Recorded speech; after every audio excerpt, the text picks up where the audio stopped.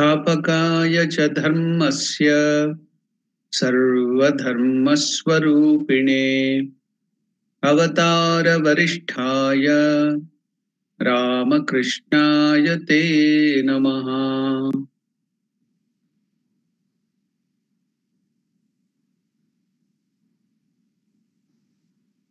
Namaskar to all of you. Welcome to the study of Ramakrishna, the great master, written by Shardanandaji Maharaj.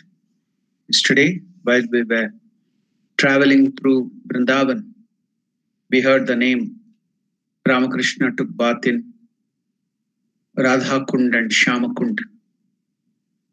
So I told that I will be telling about that legend of that Radha Kund and Shyama Kund. There are two lakes or big lakes. One lake is called Shyama Kund and another is called Radha Kunda. Kunda means small place where the water stays, water body, Kunda.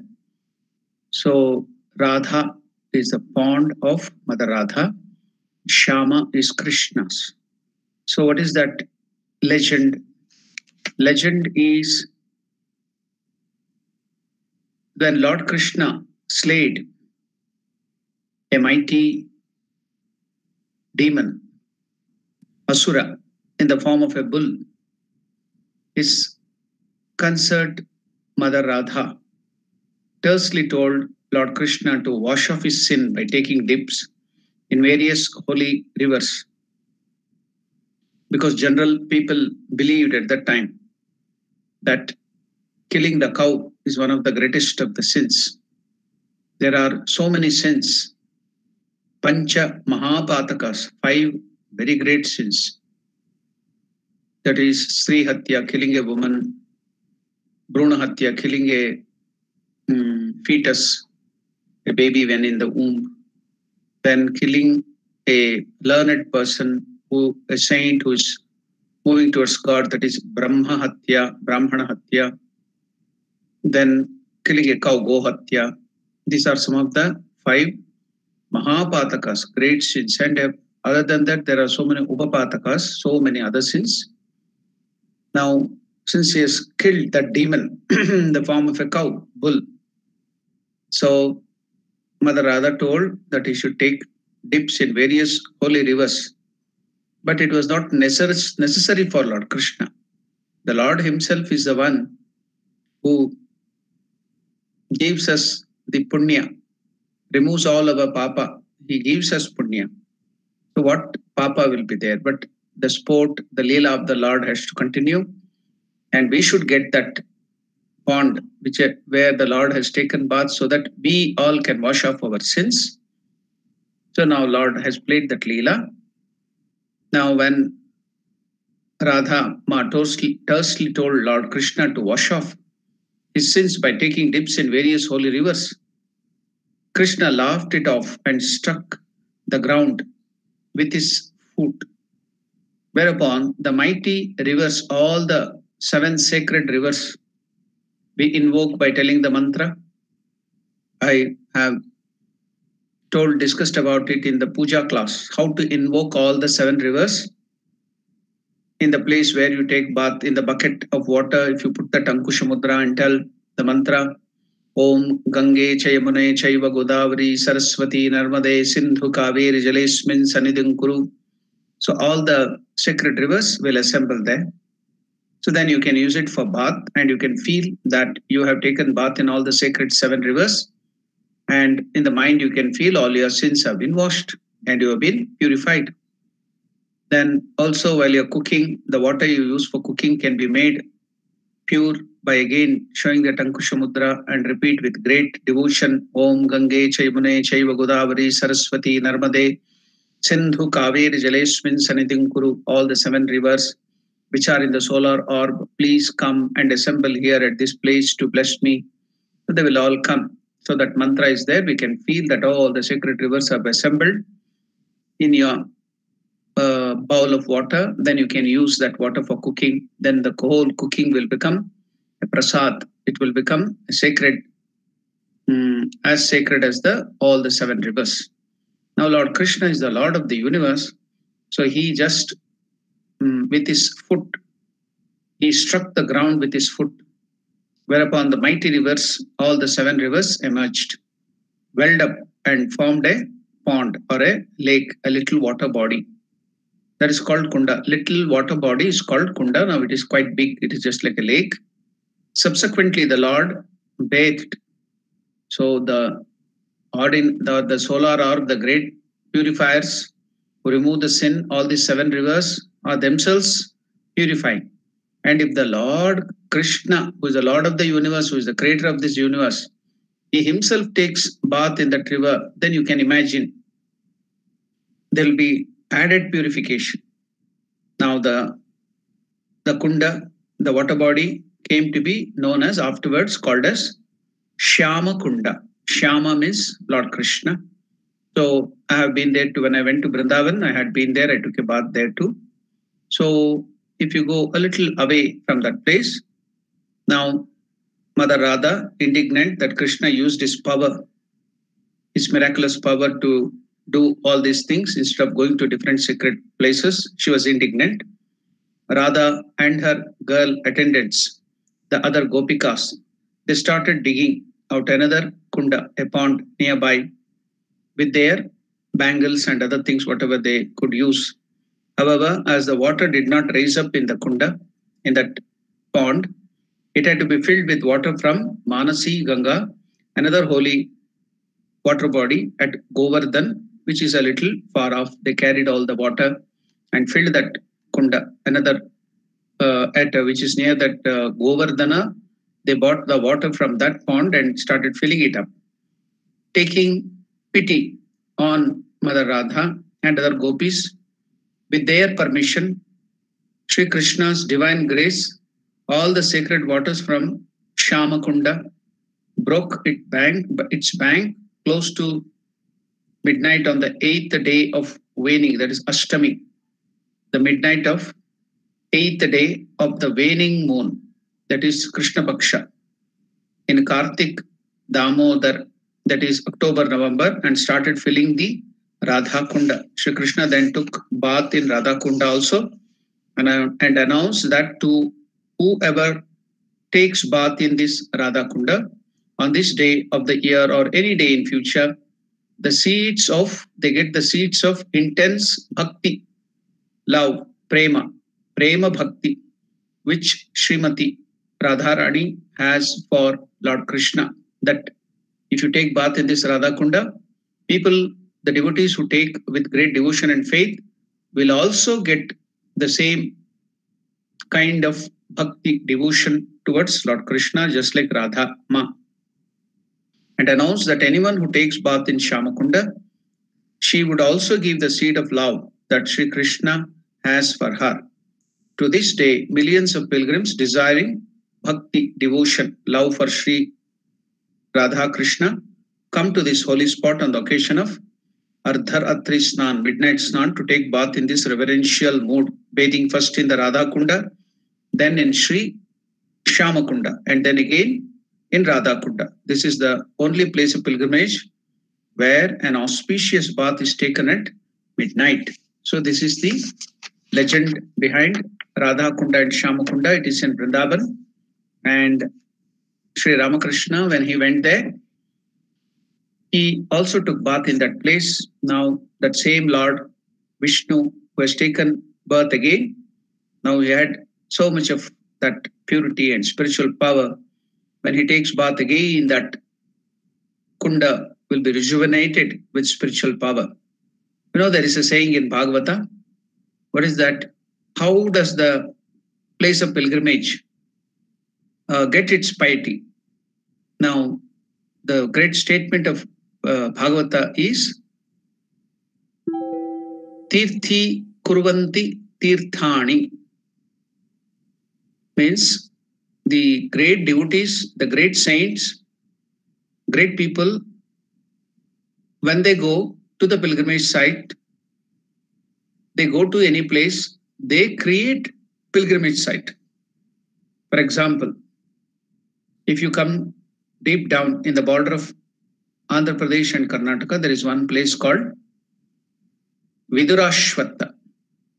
You know, Vidura was also the kith and kin of Kauravas and Pandavas. All had to take part in the war. So Arjuna was telling, I will become a sannyasi and I will give up everything. But he was not ready to become a sannyasi or give up everything, renunciation. He had the nature of Rajas, so he had to fight the war because his nature, inner nature is to be a Kshatriya and he has to fight for the righteousness. But Vidura was in a very high state of spirituality. He had moved very up in the scale of ladder of spirituality.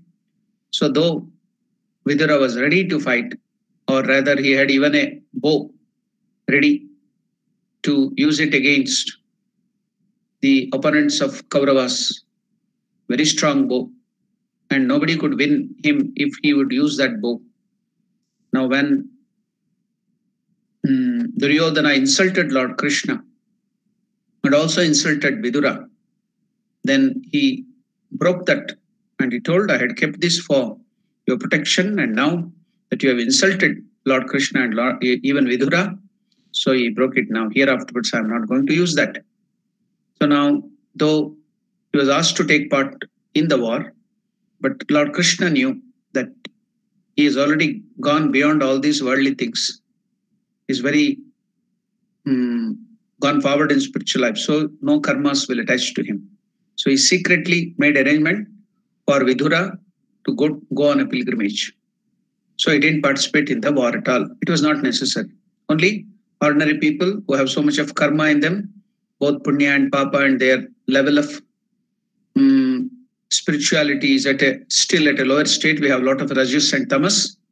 So we have to use all our karmas to exhaust our karmas in the form of these righteous wars to fight for righteousness. All this karma is to be done by those people.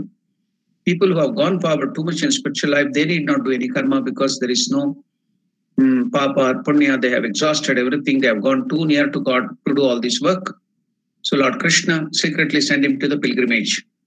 So he came to southern part of India because this took place in Kurukshetra in northern part.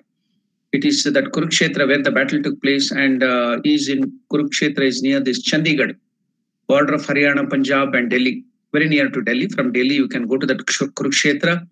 The battle ground, the Dharmakshetra, Kurukshetra is still maintained there, and even the place where Lord Krishna gave the Bhagavad Gita is also maintained there. The spot you can go there and see. So from there, if you come back, Delhi was the place, the capital, where Hastinapura or Hastinavati, where the Kauravas and the Pandavas, that was their capital. Even now that place is there. So now he came to that, all these things happened in North India, near UP, Bihar, Haryana, in that area, Punjab. But now Vidura came down to south. So he was meditating, he was doing tapasya. So that place where Vidura did tapasya, in this border area, it's called Vidura Ashwattha. So under a Ashwattha tree, he was meditating. And until now, recently, that Vidura Ashwattha was there. It was a place of pilgrimage. Many people used to go there. I have also been there. Now that recently, after so many thousands of years, that Ashwattha Vriksha, under which Vidura had done the tapasya, that because of heavy rain and floods, it broke down. Now another Ashwattha tree has come up there, but that place is there. So you can see it here. You can see the great devotee Vidura, a great spiritual being, because he did tapasya there. That became a pilgrimage site. Thousands of people go there, Vidura Ashwattha, and they have their desires fulfilled. It has become a pilgrimage site. Like that, the Pandavas went in search of Shiva to the Himalayas and found Lord Shiva, and he blessed them in Guptakashi and Kedareshwar. So now Kedareshwar, Kedaranatha in Himalayas has become a very great pilgrimage site because the Pandavas went there and got the vision of Lord Shiva. So what is Bhagavata telling? Tirthi kurvanti tirthani.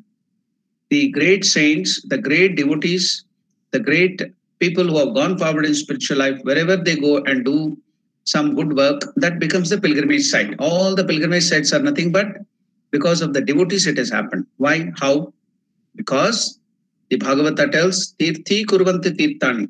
The great saints, the great devotees, the great spiritual aspirants who have realized God, they will carry sa antarena gadabruda. They carry the Vishnu, Lord Vishnu, in their heart. So wherever they go, because they are carrying Vishnu in their heart, wherever they go, it becomes a site of pilgrimage. So that is the word of Bhagavata. Tirthi kurvanti tirthani santarena gadabruta. They carry the Lord in their heart. It may be Shiva, it may be Durga, it may be Kali, it may be Ganesha, or anybody. So why does the place become a pilgrimage site when the devotees or the saints go there? Because they carry the Lord inside. Now, if the Lord himself takes the human form and comes to the place, then what would be the greatness of that pilgrimage site? So it is just like that. Radha Kunda and Shama Kunda. So Mother Radha has taken bath and Krishna had taken bath in both of them. So that was a pilgrimage site for thousands of years. From the Treta Yuga, Dwapara Yuga, people are taking bath and getting blessed there. All the sacred rivers are there, and the purity of Lord Krishna, the blessings of Lord Krishna and Mother Radha is there, the Gopikas also. Now, Ramakrishna, now many great saints also have gone and taken bath there. Now, Ramakrishna also, now who was none other than Gadadhar Narayana himself, Vishnu, Gadadhar Vishnu is taken bath there again. So that purity is rejuvenated again. So that's the thing of Radha Kunda and Shama Kunda. I had also told you that due to music, by music, Lord gets attracted. The Lord is attracted to music. So wherever he is, he will come running. If you play the flute, if you play some good musical instrument in a nice way with great devotion, the Lord cannot withstand. He will come running. So now you can see Ramakrishna wanted to hear the Veena.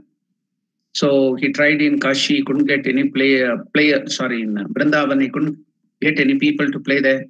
So he found in Kashi that desire came. And he went himself searching to that great musician, Mahesh Chandra Sarkar, and how he went into Samadhi and asked Divine Mother not to put him into Samadhi, want to hear that music. Then Ramakrishna could stay in a normal plane of consciousness and heard about that Veena. So the Lord is attracted to music. Music attracts Lord. The Lord is very much pleased if you can become a good musician, or even if you can sing, learn singing with your heart, with devotion, the Lord will be very much pleased. So many saints have realized God by just their singing devotional songs, just devotional songs. You need not be a classical singer. But if you become a classical singer and offer it to the Lord, that is Nada Brahma Upasana, Upasana or Puja or worship of the Lord in the form of the sound. That is called Nada Brahma Upasana. So you can do that. So now I told I will tell the story, or not a story, the incident which happened in the life of one great musician in North India. His name was Bismillah Khan, a Muslim player. So I'll tell that story as I have read a few years back. It's not now few, because this article was written long back. So that might have happened a few years back when Bismillah Khan was alive. Now Bismillah Khan is not alive. He has given up his body. A few years back, Ustad, now the Muslim term for Pandit, scholar, is called Ustad. So the same thing in Sanskrit and Hindi is called Pandit. So in South India, Carnatic music, they call them as Vidwan. So these are the terms. If they are Vidwan, the same thing in North Indian area, they call Pandit. Then in Muslim terminology, Islamic terminology, they are called Ustad. So Ustad Bismillah Khan, he was a great Shahnai player. He was traveling by train from Jamshedpur to Varanasi because his native place was Varanasi, that is Kashi, Bismillah Khan's. It was a coal-run passenger train, steam, olden days train, not the present diesel or the electric train. It was a coal-run passenger train, and Ustad Bismillah Khan was traveling in the third-class compartment, very poor. From a rural railway station, a young cowherd boy boarded the bogie in which Ustad was sitting. He was dark and lean and was holding a flute in his hand.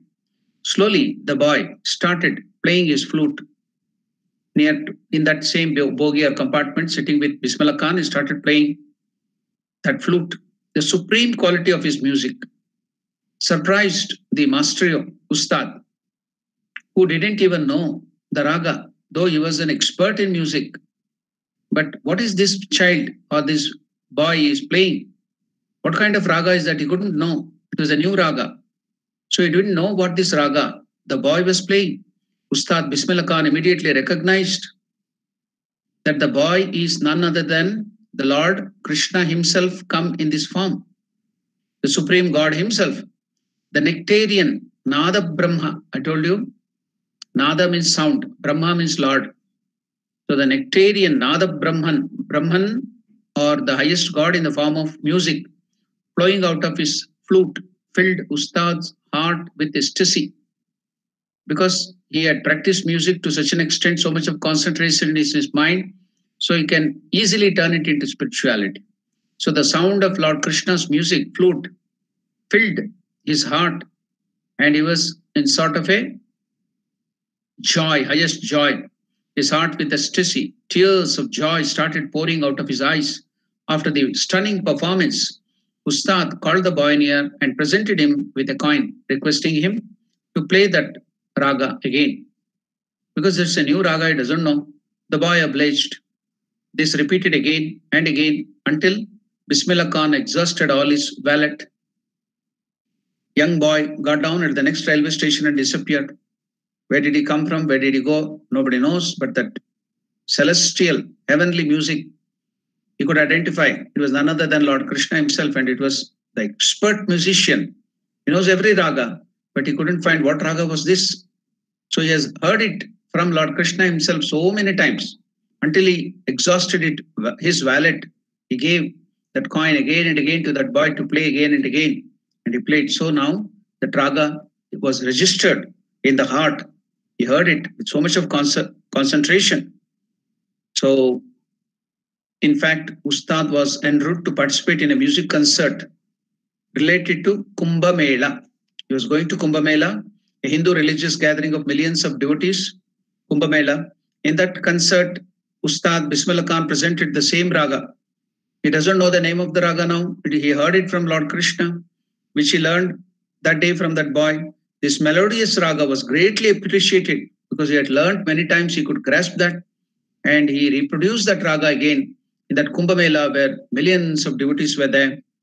So that this melodious raga was greatly appreciated by the audience, who begged Ustad, that is Bismillah Khan, to sing it multiple times, to play that raga on his Shahnai, multiple of times. The music scholar around too couldn't make out the name of the raga, and they asked about it to Bismillah Khan. Bismillah Khan replied that the name of the raga, he now named it because it was given to by him by Krishna. So Kanaiya is the name of Lord Krishna. Just now we heard the song before the lecture started, Bhaiya Re, Kanaiya Re. So very in a loving manner, people in North India call Krishna as Kanaiya. In South India, the same way Krishna is called Kannaiya. In North India is called the same way Kanaiya. So Bhaiya Re, Kanaiya Re, Nek Darsha Dikhai Ja Re. In South India, they call him as Kanna or Kannaiya. So now here, Bismillah Khan named it after Krishna. So what was the name? There was no raga in that fashion. He got it newly. So he named it as, in the name of Krishna itself, Kanaira. Kanaira. So the raga was named after Krishna, Kanaira.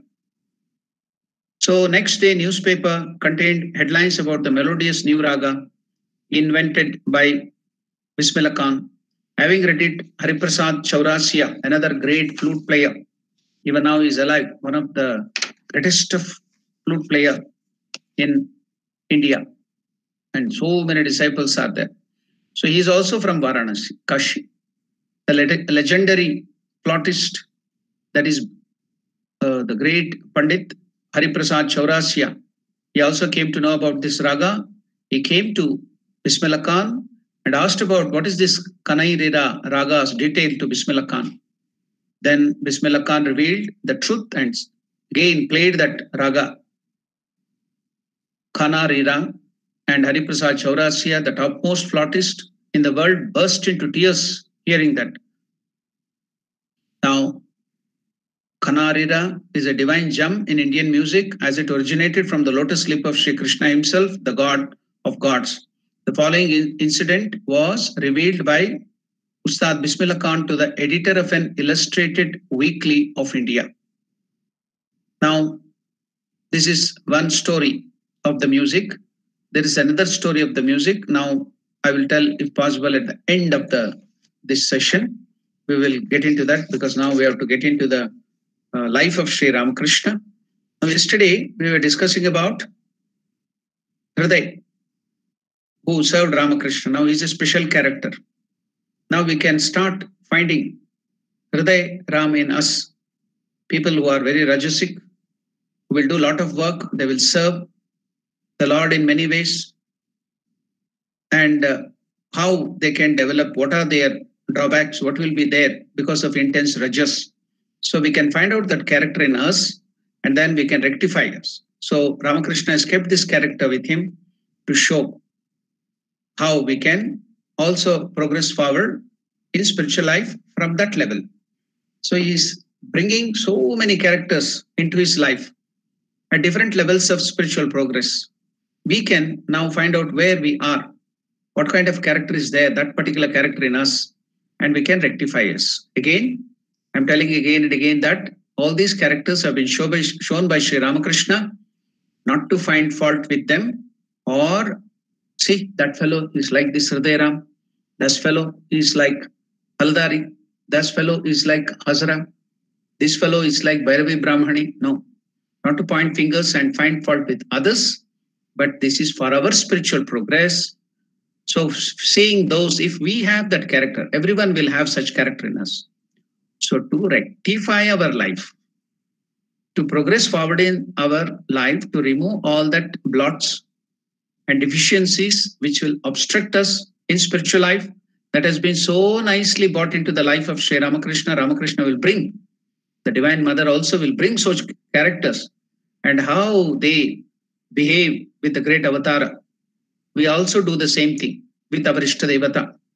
Because of our wrong tendencies in us, desires in us, rajas and tamas in us, we behave in that fashion and put our Ishtadevata into trouble and all other people into trouble. So how can we overcome that character, that particular character in us, and go forward in spiritual life? That is the reason why Sri Ramakrishna in his life has brought so many characters. So we can find out where we are. At different levels, we can note, oh, this character is in me. Now we have to rectify. And I can go forward in spiritual life. That is the reason. So now we will see this great character called Hriday Rama, who served Ramakrishna for so many years with great care. And what was his character?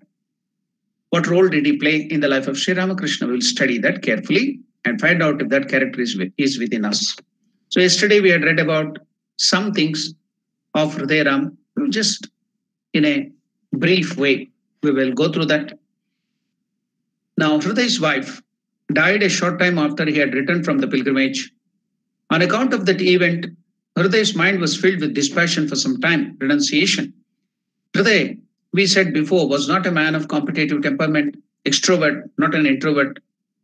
So his ideal of life was to improve his worldly condition and spend his life enjoying the pleasures of the world as far as possible. Though other moods came on him from time to time because of keeping the constant company of the master, they could not last long. Whenever there came an opportunity to satisfy his desire for enjoyment, he forgot everything else, pursued the thing longed for, and until it was achieved, no other thought could enter his mind. Therefore, though all the master sadhana was performed during Hriday's stay at Dakshineshwar, he was very little moved or influenced by the devotional fervor he witnessed in his own uncle, that is Ramakrishna. He used to call him Mama. However, Hriday truly loved his uncle and did not fail to render whatever service was necessary for him at any time. And as a result of it, he developed great courage, adroitness, and intelligence. The more he heard from holy men about the superhuman nature of his uncle, Ramakrishna, and the more he observed the manifestation of divine powers in him during his spiritual practices, the greater was his feeling of strength within himself, thanks to his nearness to his dear uncle.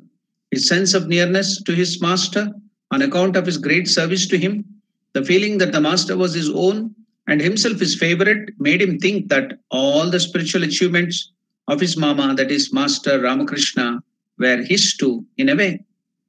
Should he ever make an effort to have them, his uncle, by his divine powers, would enable him to attain them. He therefore did not feel that he was under any obligation to think of his here afterwards, that is the next life after the death and other things. He need not worry because he was serving Sri Ramakrishna. He would at first enjoy this world a little and apply his mind to spiritual matters afterwards. Such was his attitude towards life till now. To now go back and see, should he ever make an effort to have them, all those spiritual powers, his uncle by his divine powers would enable him to attain them. That was his thought. He therefore did not feel that he was under any obligation to think of the hereafter. He would at first enjoy. He wanted now to enjoy this world. Let me enjoy this world. Why should I worry about my hereafter? Because I'm serving Sri Ramakrishna. Ramakrishna will give everything to me. So let me first enjoy my world. Then at the end of my life, I may think of spiritual life. So that was his attitude. So you can find out if you have such attitude too, the character. All this thing has been depicted here. Find out whether all these thoughts are within me, within us, and so we can see the character. So now, he would at first enjoy this world a little and apply his mind to spiritual matters afterwards in old age. Such was his attitude towards his life till now. Grief-stricken at the death now, but that would not work. Death can shake anybody. So death of his very dear wife. So grief-stricken at the death of his wife, he now thought that the proper time for a change in his outlook and mode of life had arrived.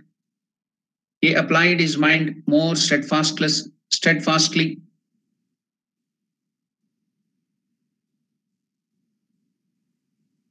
than before to the worship of Divine Mother, because he was doing the worship of Mother Kali. So he started applying his mind more steadfastly than before to the worship of Mother Kali, Mother of the Universe, and began to practice meditation, putting off his cloth, imitating Sri Ramakrishna. I had told that many times, not the external imitation is not important. The internal ideal, the principle has to be inculcated, internalized into our personality. Not just external imitation will help. Now, Hriday started imitating Sri Ramakrishna. What was he doing? Now, he applied his mind more steadfastly than before to the worship of the Master, Mother of the Universe, and began to practice meditation, putting off his cloth and sacred thread in imitation of Sri Ramakrishna. That was natural. The intensity of the renunciation was so much that for Ramakrishna it was natural. Now suppose the donkey starts thinking that I want to become a lion or a tiger, so it will cover itself with the skin of the tiger and go to threaten the people. So in the first sight, people will, from far off, they will think, oh, tiger has come, they will be afraid. But once the moment they see, even though there are a lot of stripes like the tiger, so the moment they see the head, beautiful face and head of the donkey, that fear will go away. They will know this is not a tiger, it is a donkey.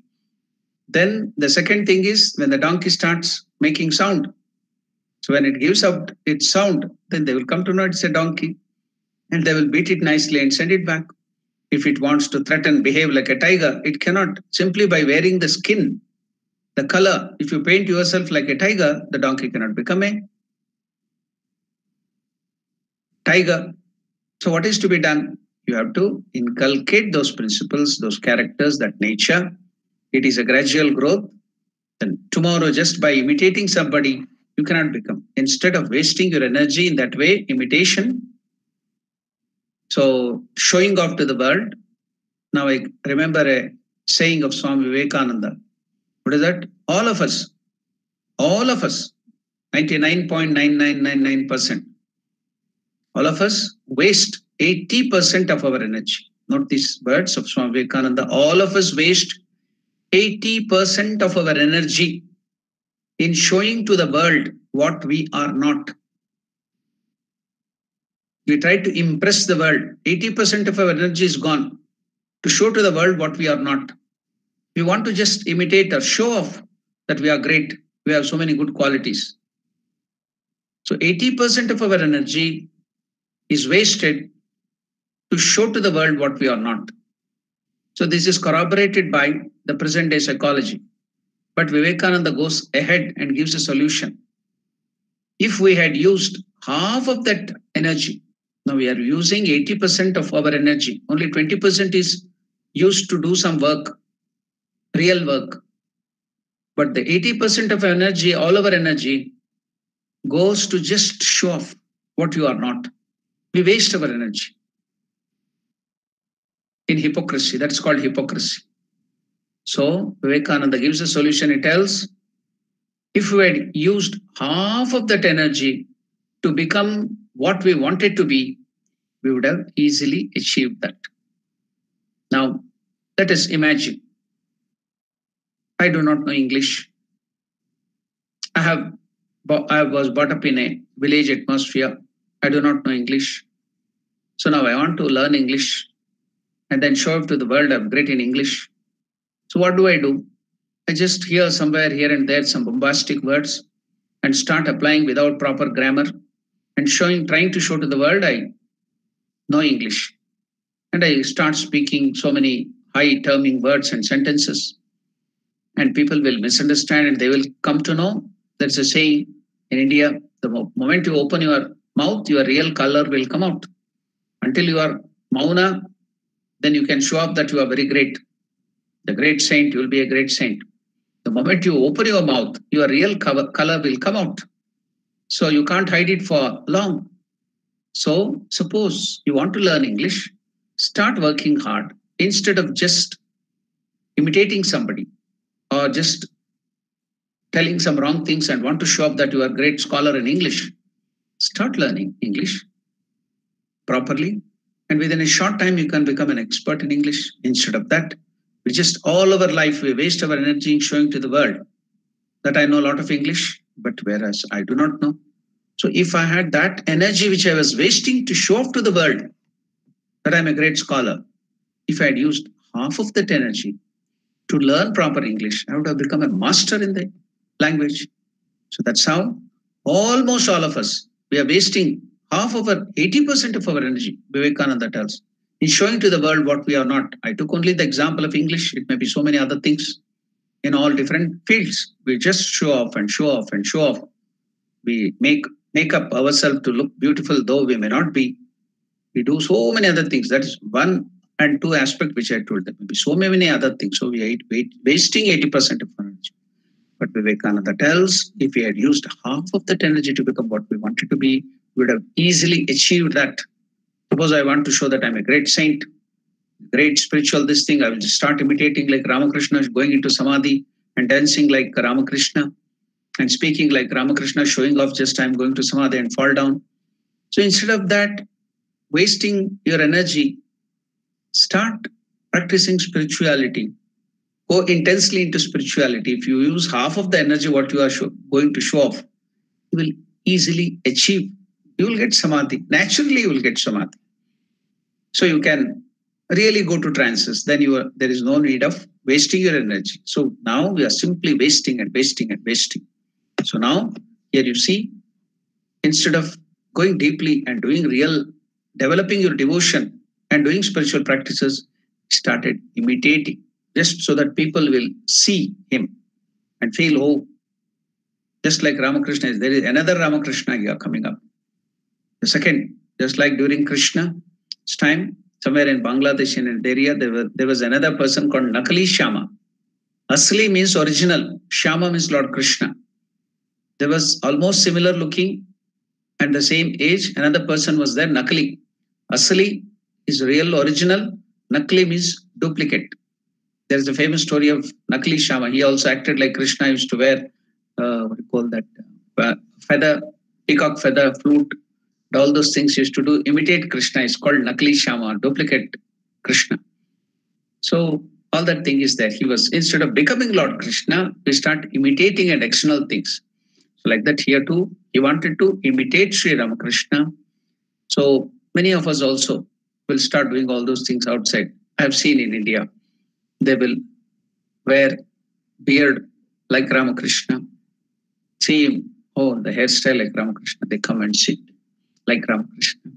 So all that we have seen, all these dramas everywhere. So we instead of imitating, take the principles, take the teachings, take the ideals and start practicing. Then you can become real Ramakrishna. But let us not just externally put on the skin, hide of a tiger. Though we have only the level of donkey, we can't, just by putting the hide, we can't become the tiger. But develop that nature. At least if you start trying, the donkey can become a better horse now in this life. The next time it can become a better tiger if you are trying and trying. So you can become a better mule. The donkey can become a better mule. And the mule, if it tries still further, it can become a better horse. Then the horse still trying, then it may become a better animal next. So like that, gradually we have to go up. Now, what is our Hriday doing? Now, he started practicing meditation, putting off his cloth and sacred thread in imitation of Sri Ramakrishna. He also requested the master earnestly to help him to have spiritual experiences similar to his own. The master assured him, strongly that he had no need to do all these things. We have seen in the life of Mathurnath also. Ramakrishna told it's not necessary for you. Just serve. You will get everything. You do the Karma Yoga, you will get everything. You are not made for that. This is not your cup of tea. But he didn't hear. And you know what problem happened to Mathur? And you have to come and plead, no, this is only for you, master. All these trance and samadhi, bhava, it's for you. We can't handle it now. I can't look after my wife, children. I can't look after my property. Please take it back. I'm just immersed in spiritual thoughts. Please take it back. Nothing should be forced upon anybody. So somebody forcing anything upon that person is bad. At the same time, ourselves forcing these things upon us when we are not ready. No revolution. It is always evolution. It should be step-by-step process. It should be a gradual progress. So now, the master assured him strongly that he had no need to do all these things. For all the result would be his. All the result, whatever Sri Ramakrishna has done, will be his just by serving him. If we serve the Lord, that is more than enough. We will get everything. You need not do so much. So the master assured him strongly that he had no need to do these things, for all the results would be his by just serving him, serving the master. He told him that if both of them were filled, if both of us now were filled with divine inspiration day and night, and forget everything concerning the body like eating and sleeping, neither of them would be able to look after each other. Okay, now if you start getting all these ecstasies, if I was in a normal state, I would have looked after you and served you. But now I am in the state of God intoxication. I too can't look after. I will be in state of God intoxication. Now you also become God intoxicated. Then who will look after whom? Neither now I can look after you nor you can look after me. It's not necessary. He also, now Ramakrishna warned him, told him, all the results would be his by just serving him. He told him that if both of them were filled with divine inspiration day and night and forget everything concerning the body like eating and sleeping, neither of them would be able to look after the other. But they did not give heed to these words. The good words, the advice will not go to our head when we are filled with ego, when we are filled with vanity, when we are filled with pride. No good advice will go into our head. We will have made a mental barrier, the ego barrier. We become adamantine. So we will not hear the words of the seniors, elders, father and mother, or the guru, or the scriptures. So we will start committing so many blunders in spite of Ramakrishna's repeated warning, telling him, please, it's not necessary. You'll just get everything, whatever you want by just serving me. Do not do that. Do not do that. But Hriday is not ready to hear. So you can find in us too. Can you find the character in us, in myself? I have to go, probe, internalize myself. Go, analyze your mind and see, is this character there in me? Am I also doing the same thing? Am I not hearing the words of the seniors, the elders, the saints? Am I just doing whimsically things, whimsically? So we can find out now. Now let us see what happens. Then you can make a better study now. So you can see why Ramakrishna is bringing all these characters and why is he making Hriday to behave like this. Is for us, for our sake. Why did Arjuna behave with Krishna like that? In the first place itself, Krishna could command him and make him fight. But why did he refuse to fight? Because now Lord Krishna is to give the Bhagavad Gita. Otherwise, would we get the Bhagavad Gita? We would have not got the Bhagavad Gita. So the Arjuna is just like the calf. And Lord Krishna is like the cowherd, the milkman. And Upanishads are the cows. The great truths of the Upanishad, the Vedas, will be milked with the help of Arjuna and given to all of us. We are the one who will enjoy the milk. So likewise, through the help of Hriday, Ramakrishna is giving all these teachings and giving us the right proper direction. So wherever there are hurdles, these are all the hurdles, the vanity, the pride, the ego, the jealousy. All these things are the hurdles which will not allow us to move forward in spiritual life. So bringing these characters, we can understand where am I, how now I have to take the next step. Even the 1,000-mile journey starts with the first step. So wherever I am, whichever place I am, in the rung of ladder in the spirituality or the stages of evolution. So from there, I should take the next step. Now, the just born baby cannot be made to run a marathon. It will go some steps and fall down and die. It can't happen. So the baby has to grow. And then when it becomes elderly, have some practice, training, and then if it goes to the marathon, it will succeed. So the just born baby cannot be put into the marathon. So it's just like that. Now, Hriday did not give heed to the words of Sri Ramakrishna. Though Ramakrishna told him repeatedly, it is not necessary, Hriday. The master at last had to yield and said, in spite of repeated telling, when he didn't yield, then master told, okay, let the mother's will be done. Whenever Sri Ramakrishna used to tell, let the mother's will be done, because who is filling his whole being? The personality. Now Ramakrishna has lost his ego, I. It was only Divine Mother who was there in his heart. So if he's telling, let the will of the Divine Mother be done, that means, okay, let your desire be fulfilled. He's agreeing. So he told, let the mother's will be done. Does anything happen by our will?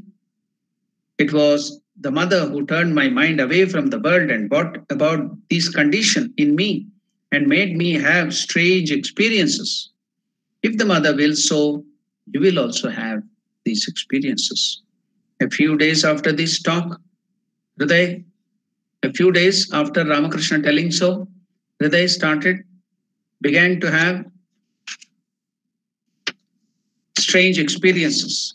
He started having so many peculiar experiences.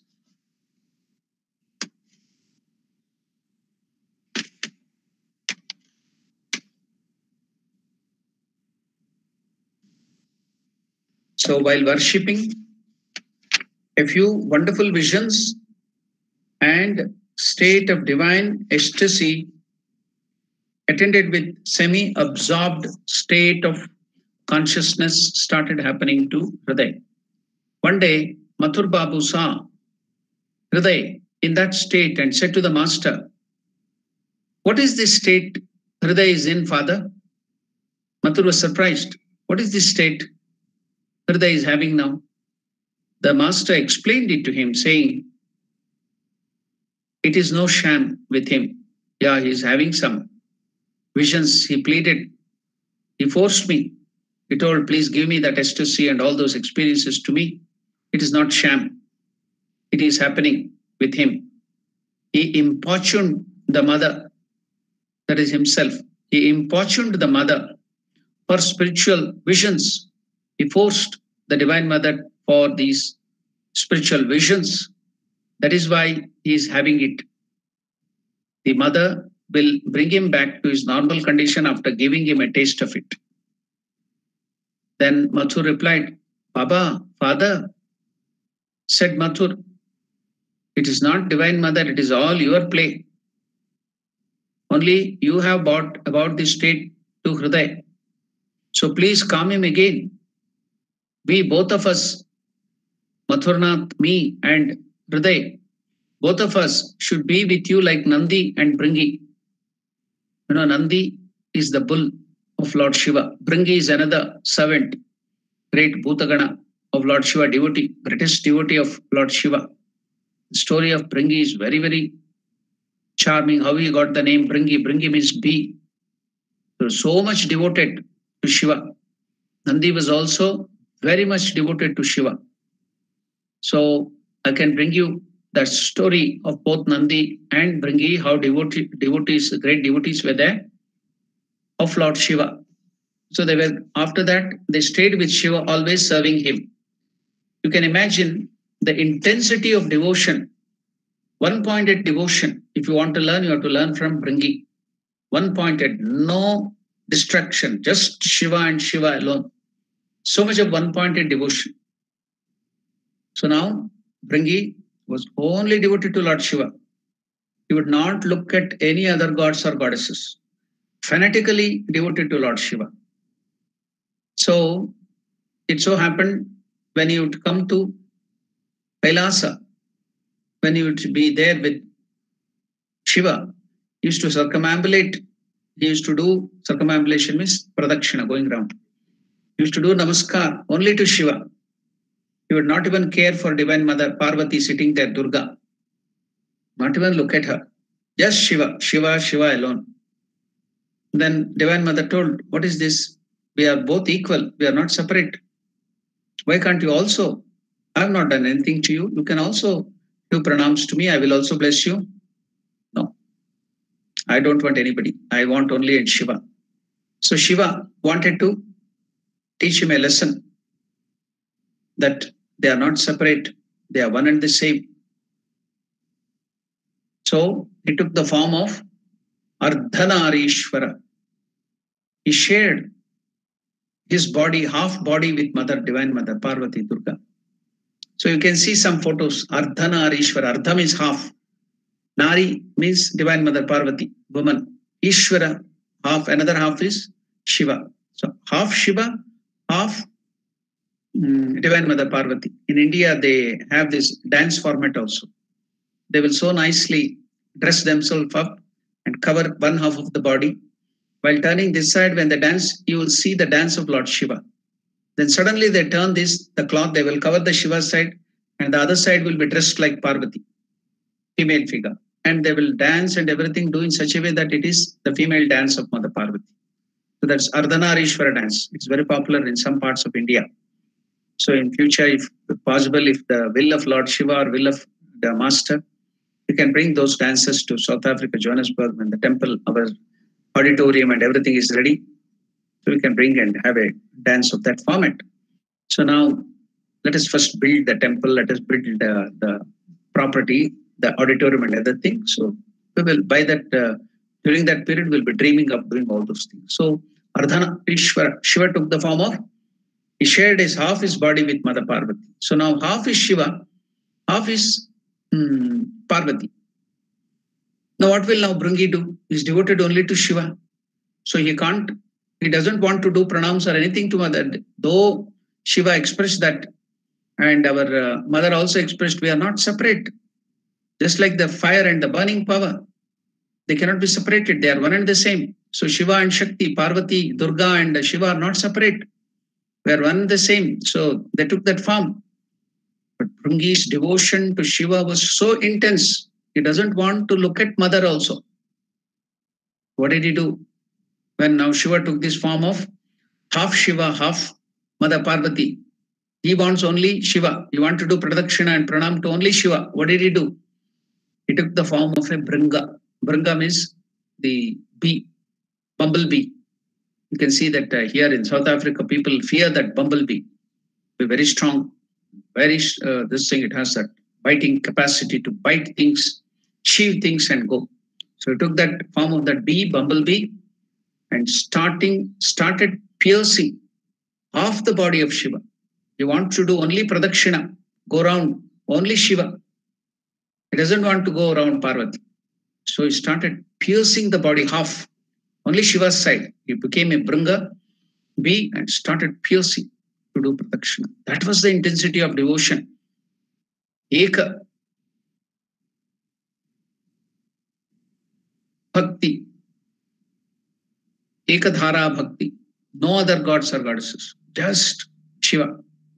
Intense fanatical devotion to Shiva. So that's why he gets the name Bhringi. Bhringa, it comes from that bumblebee.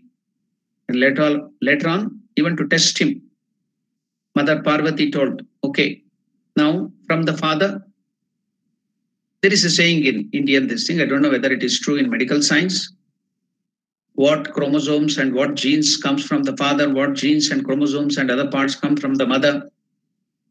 That now present day biology, you can get all those things, medical science. But in those days, they used to believe that the bones and the skin and other things are got by the father. And from the mother, the muscles and other things, inner things, they come from the mother's side. In our body, we get all those things. So Mother Parvati told, okay, if you don't want to do pranams to me or show devotion to me, then you don't have this thing to take my part of the body also, because it is from Shiva. From the father's side, you get all these things, bones and skin. And from the mother's side, you get all the other things. So you give me back all that from the mother. I am the mother, divine mother of the universe. Give me back all those things. He was ready for that too. He gave up everything. He became just a skeleton and skin.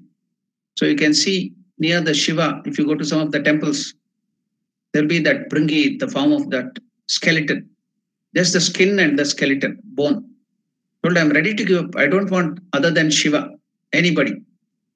So that is Bringi. So intense devotion to Shiva. And Nandi also was intensely devoted to Shiva. That's why he became that bull and would always carry Lord Shiva. So you are all familiar with Nandi, the bull, the carrier of Shiva, always staying and serving with Shiva. But many of us will not know about Bringi. So that's why I gave you a brief story of Bringi. So he gets the name Bringi from that Bringa, the bumblebee. He took that form to pierce the body of Shiva and Parvati and only circumambulate only to Shiva, no Parvati. That was his intense devotion only to Shiva. So now Hriday is being told by Mathur, or Mathur is telling Ramakrishna, both of us, we are your servants. Ramakrishna, you are like our Shiva. And I am like Nandi, and our Hriday is like Bringi. We are great servants of Lord Shiva. So why should he try to become Shiva himself? Both of us should be with you like Nandi, one great servant, the carrier of Shiva, and Bringi, another great devotee, always serving. So Nandi and Bringi will be always accompanying Shiva wherever he goes. So that Nandi is the bull form, and another demon-like or the ghost-like thing picture is Bringi, the great devotee, because he was ready to give up even the muscles and any other things which has not come from Shiva. He wants only Shiva and Shiva. So he is ready to become a skeleton. I do not care for this body. My care is only for Shiva. That was his intense devotion and this thing to Shiva, Bringi. So we will be like that servants, Nandi and Bringi, and we will serve you. Why should these unusual state be with us? Why do we want all those things? For us only, that state and experience is not important. Our important thing is to serve the Lord. Devotion to the Lord is important. That is real spirituality. Our love to the Lord and serve. Love is expressed dynamically in the form of service. We will serve you always. What do we want? Any other thing. So Mathur also told Ramakrishna, but Ramakrishna told, everything will happen in time. Keep quiet. Let him have some experience. Let him have. So shortly after this conversation between the master and the Mathur, one night Hriday saw the master going towards the Panchavati. You know, that is a place of sadhana. Panchavati, 5 trees has been planted, and Ramakrishna did so much of spiritual austerities there.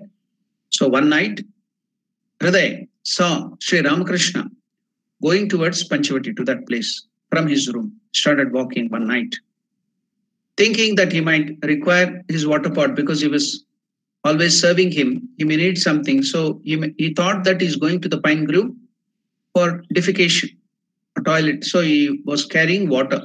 He started carrying the water pot for Sri Ramakrishna, because in those days there was no tissue paper or something like that. So he, to serve Ramakrishna, he started carrying water pot, went behind Ramakrishna. Ramakrishna went for a different purpose, but he was so much devoted to the service of Sri Ramakrishna Hriday, he took the water pot and carried and went behind him. So thinking that he might require his water pot and towel, he took them and followed Sri Ramakrishna. That was the extent he used to serve Sri Ramakrishna every moment. But suddenly now he has got the desire to get all that thing. So he saw the master now while going to Panchavati. He had a beautiful vision. What was that? He saw that the master was not a human being. Until now, he had seen only the human aspect of Sri Ramakrishna, just like the body.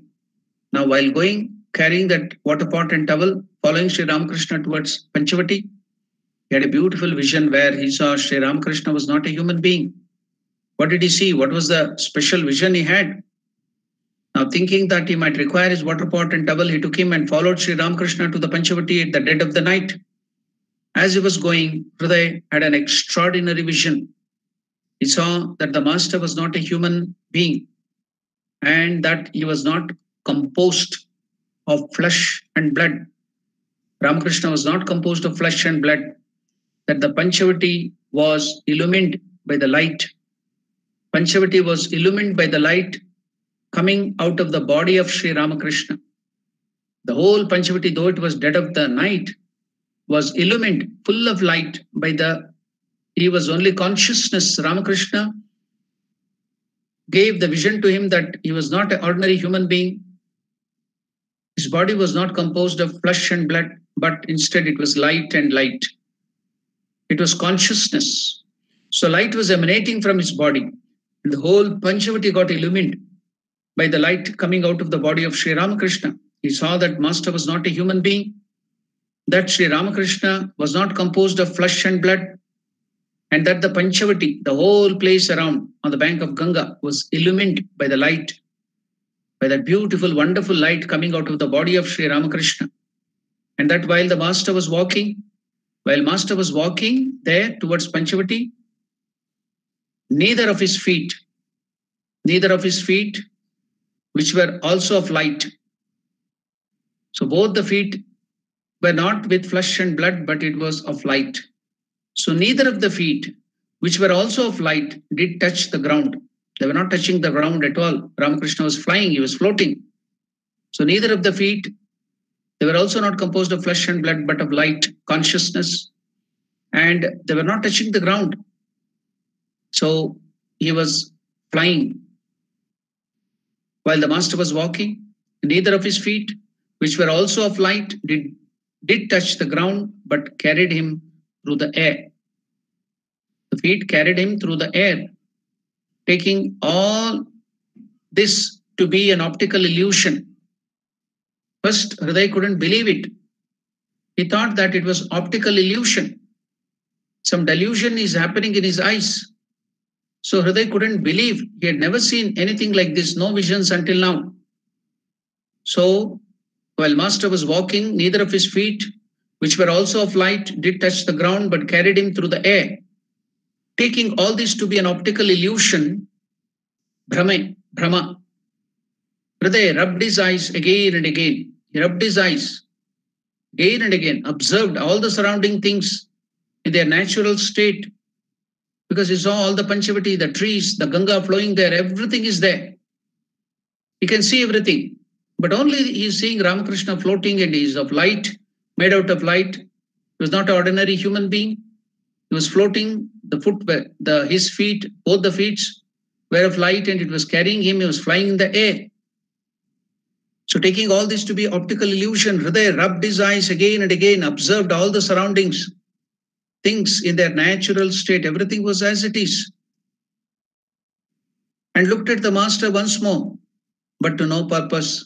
Although he saw all other things, tree, creepers, the Ganga, the hut, everything in Panchavati, etc., to be what they were, he repeatedly saw the master in the luminous form. He saw Ramakrishna in that luminous form repeatedly, extremely amazed at it. Hriday asked himself whether there was any change in his mind. Who is he then? Why is he serving Sri Ramakrishna? Who is he? He started asking himself, who am I now? Although he saw all the other things, tree, creepers, the Ganga, the hut, etc., to be what they were, he repeatedly saw the master in that luminous form. Extremely amazed at it, Hriday asked himself whether there was any change in his mind which made him have that experience. Thinking thus, he looked at his own body. And saw that he too was an effulgent being. He too was an effulgent being made of light.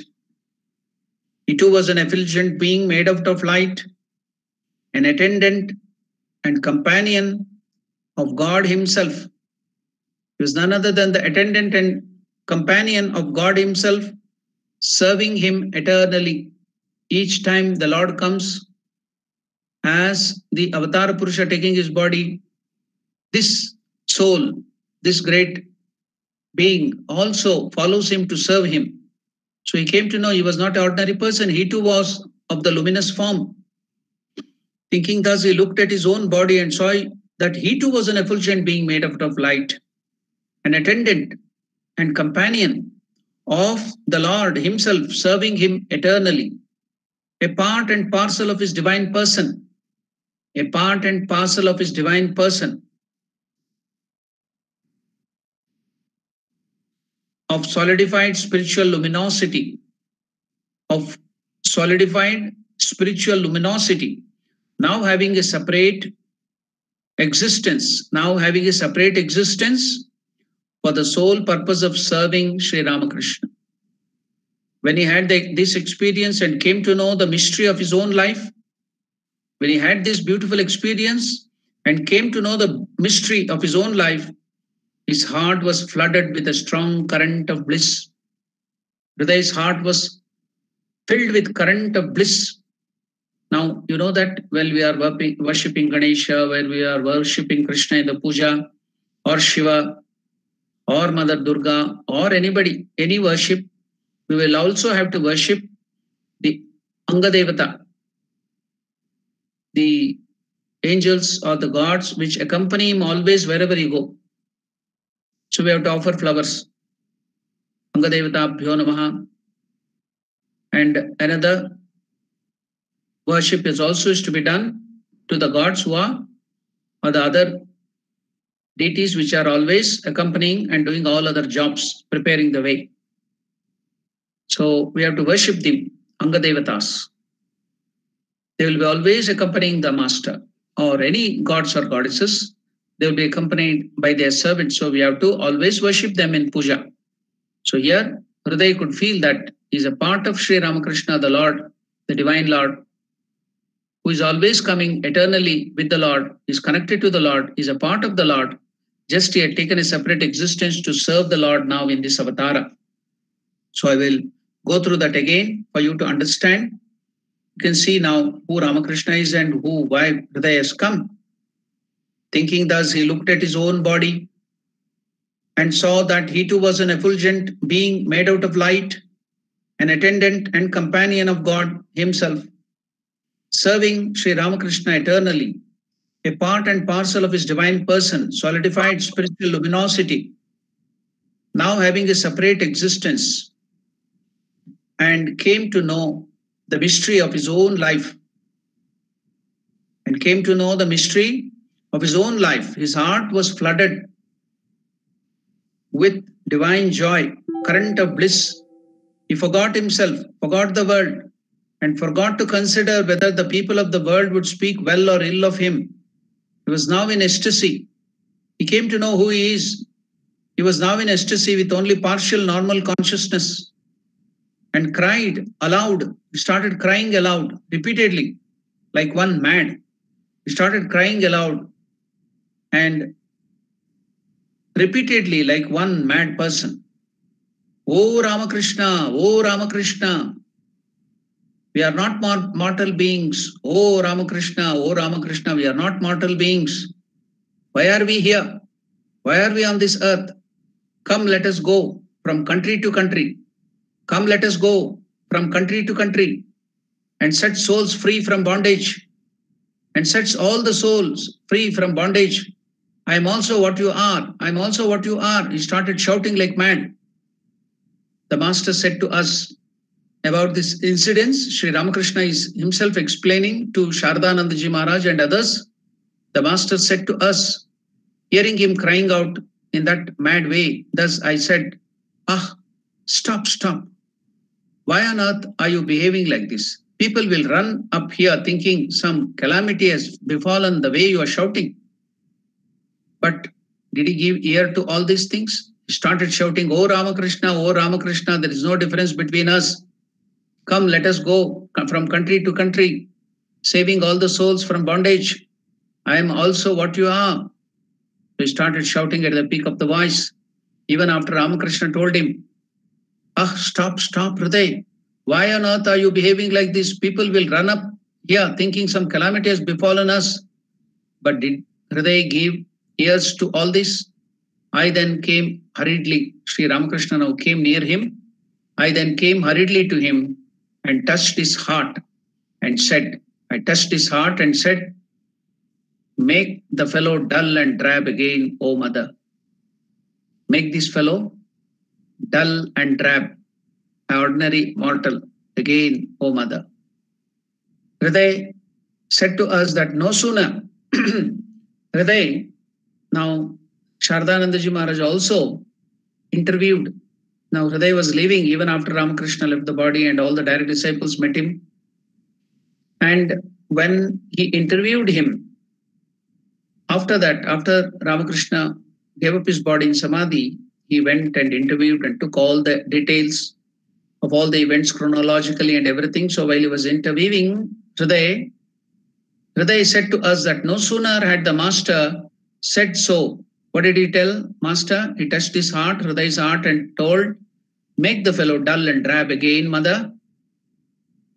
So Hriday said to us that no sooner had the master said so, than his bliss and vision vanished into the void, and he was his former dull self once again. He became that ordinary Rajasic extrovert Hriday again. Everything was gone. Hriday said to us that no sooner had the master said so, than his bliss and vision vanished into the void, and he was his former dull self once again. Thus fallen suddenly from the state of ecstasy, his mind was filled with dejection. Uncle, uncle, mama, mama, he sobbed. Sobbed he, Hriday. Why did you do this to me? Why did you do this to me? Why did you take away this consciousness from me? Why did you say that I should become a dull and drab person? Why did you say that I should become dull? I shall never again have such a blissful vision. Then Sri Ramakrishna replied, did I say? Replied the master, that you should forever be dull? Permanently you should be dull? No. I said, be calm now. For the time being, you are acting like a mad person, and you would wake the whole world, and they would come, and it would create a scene. That's why I told temporarily for some time become dull. That's all. I have not told you to become dull permanently. So did I say, replied the master, that you should forever be dull? I said, be calm now.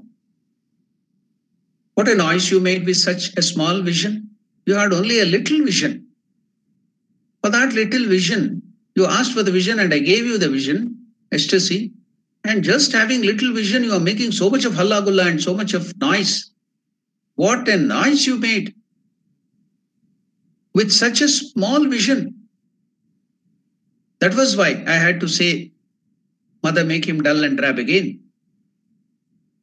What a wealth of vision and experience I have all 24 hours. I'll be having such ecstasy and wealth of vision and experiences every second of 24 hours. I'm having all these visions. Do I make noise like you? Do I shout and do all these things, mad things like you?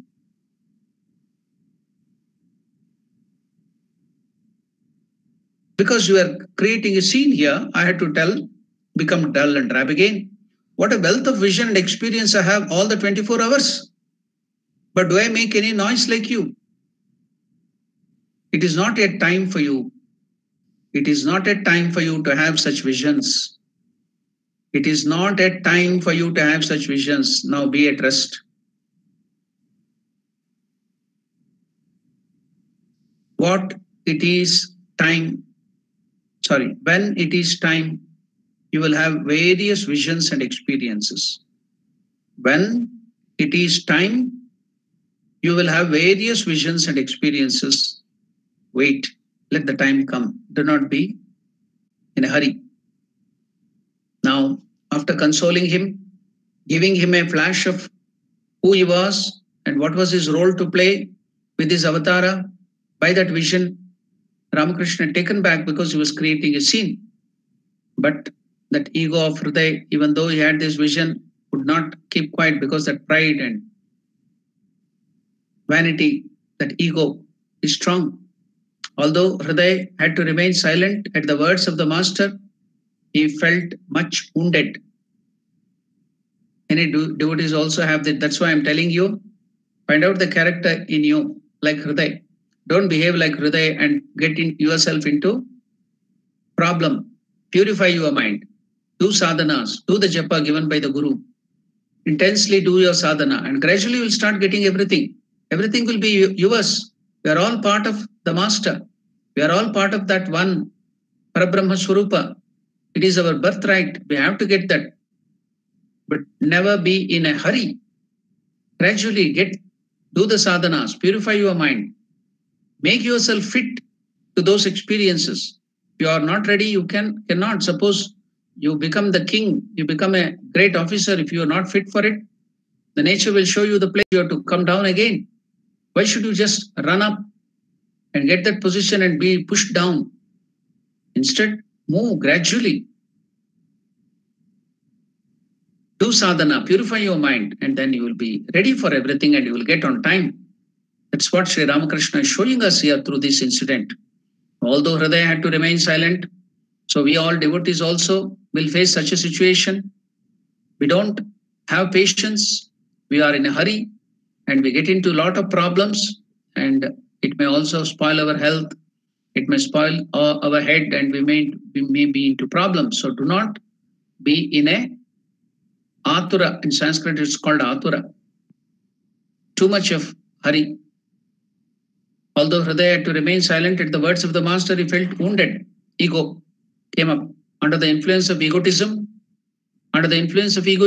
he thought afterwards that he would try to have that visions again somehow.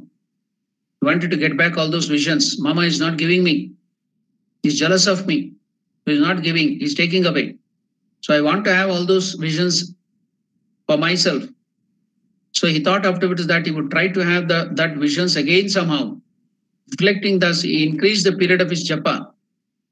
Instead of serving Sri Ramakrishna, he neglected his service and started doing so much of japa and meditation, and resolved that he should go at night to the Panchavati, just like imitating Ramakrishna, and that sitting under the tree where the Master formerly used to sit for japa and meditation, he should call on the Mother of the Universe, thinking so once at the dead of the night.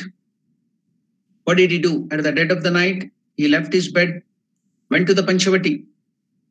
Dead of the night, he left his bed. He wanted to imitate Ramakrishna, do more sadhana and get back all those visions. He went to the Panchavati and sat down at the midnight on the Master's seat to meditate the Panchamundasana. The Tantra Sadhana, to do the Tantra Sadhana, Ramakrishna had prepared the 2 Panchamundasanas. That is prepared from the skull. We have seen all those things, the 5 skulls of the human being or the 5 skulls of different animals, the Panchamundasana. It's not so easy to do all those practices. So now he wanted to imitate and he was wounded. His egoism would not permit whatever Sri Ramakrishna has to tell.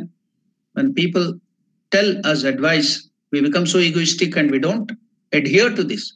And we get into problem. So now the same thing happened to Hriday. So thinking so, once at the dead of the night, Hriday left his bed, went to the Panchavati and sat on the Master's seat, that is Panchamundasana, to meditate. Strangely enough, now here in the room of Sri Ramakrishna, he has gone to Panchavati alone, mid of the night. Ramakrishna is now in the room, Dakshineshwar, mid of the night. Strangely enough, the Master Ramakrishna too felt a desire to go to Panchavati. He woke up mid of the night. Ramakrishna would be always in Samadhi meditating. He would be just lying down on the bed. He would be having experiences. He didn't need any sleep. But suddenly that time he felt that he should go to Panchavati because now Hriday is in danger. He could feel Hriday is in danger. He wanted to go to Panchavati. Thinking so, strangely enough, the Master too felt a desire to go to Panchavati at that time. Scarcely had Sri Ramakrishna reached the Panchavati when he heard Hriday piteously calling him out, save me, please somebody save me. Please save me. Uncle, Mama, save me. I'm being burnt to death. Save me. The Master stepped forward quickly, came up to him and asked him, what is the matter, Hriday?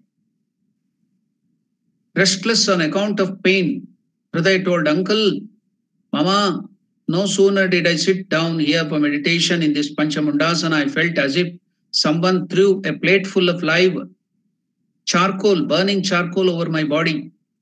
I'm suffering from unbearable burning pain. The master passed his hand over his body.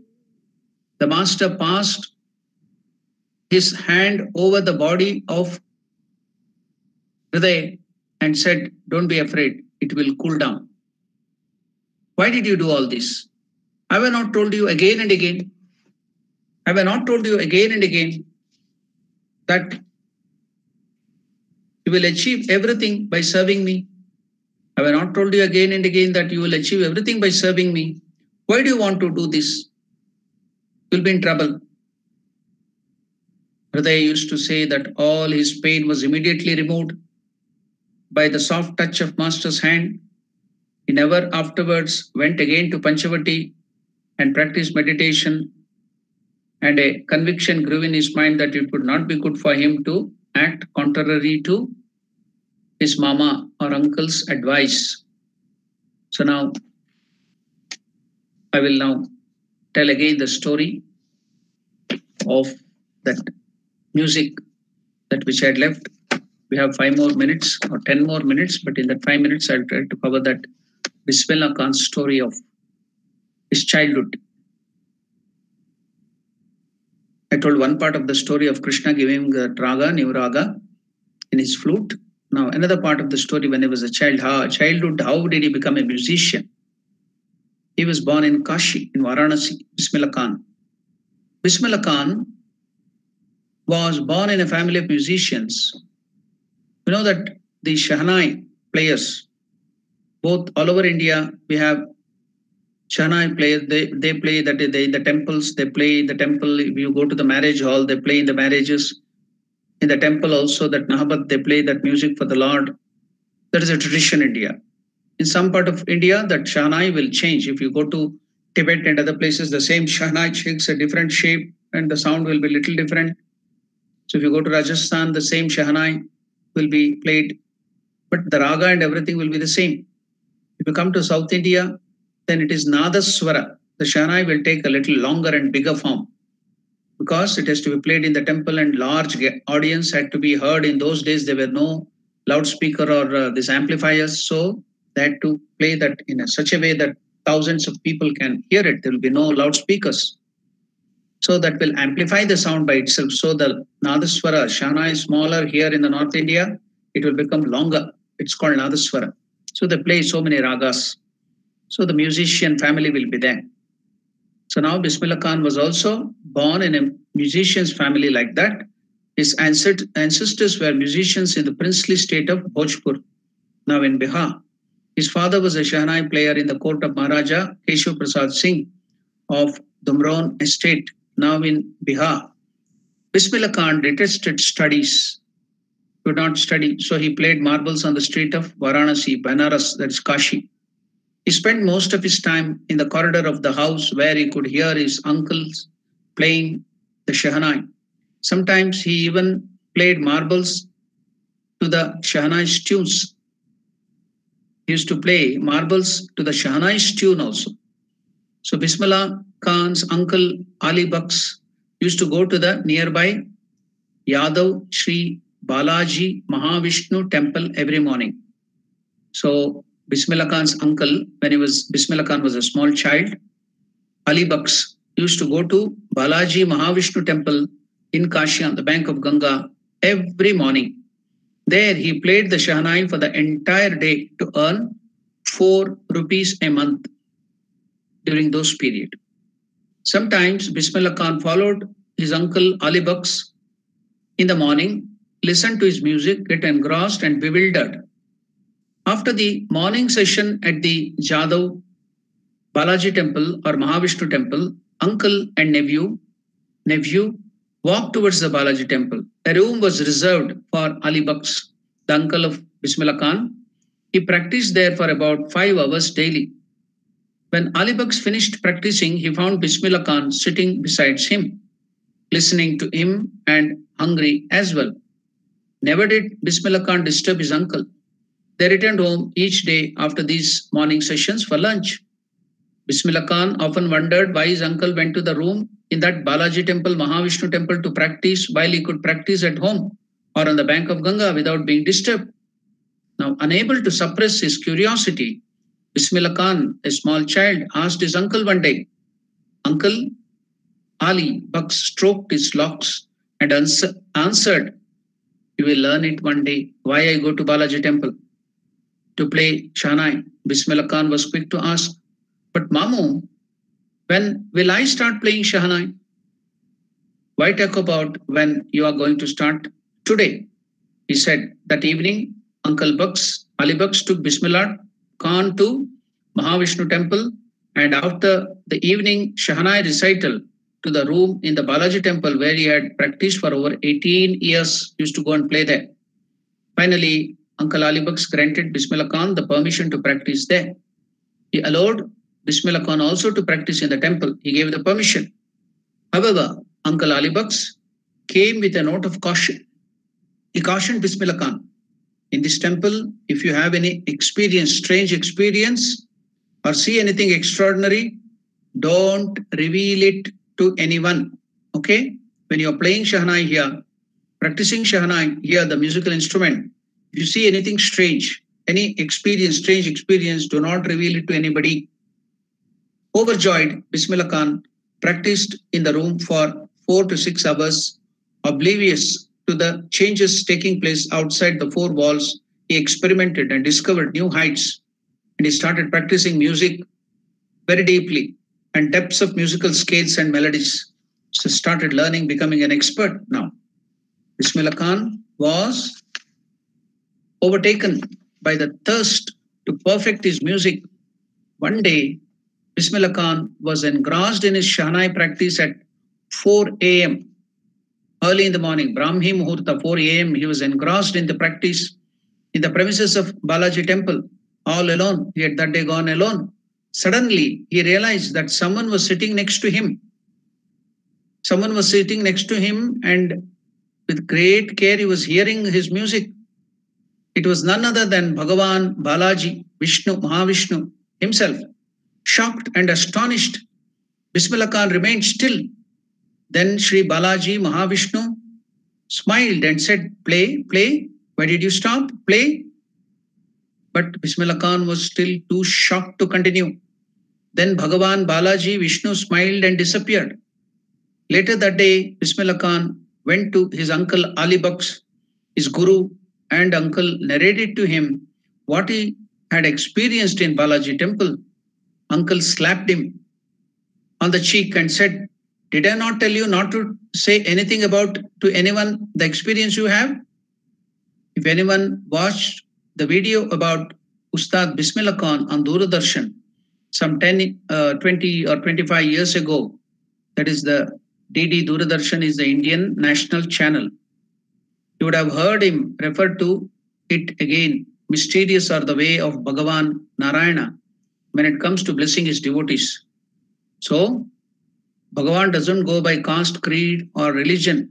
Bhakti is the only criteria, and the Lord will come to music.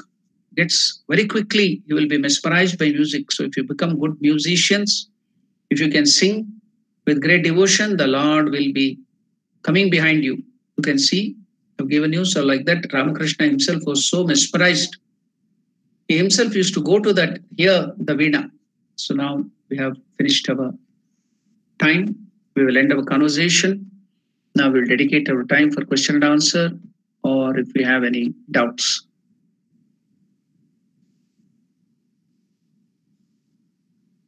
Any questions, any doubts?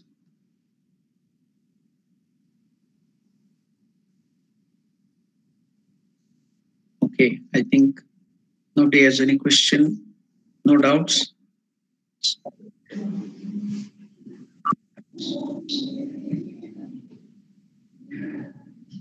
If you don't have any doubts or any questions, then I will conclude with the prayer.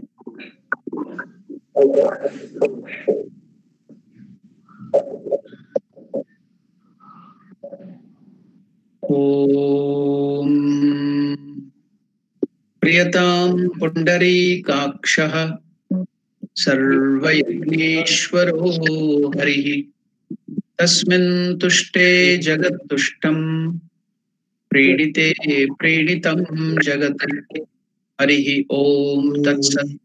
श्रीरामकृष्णार्पणमस्तु।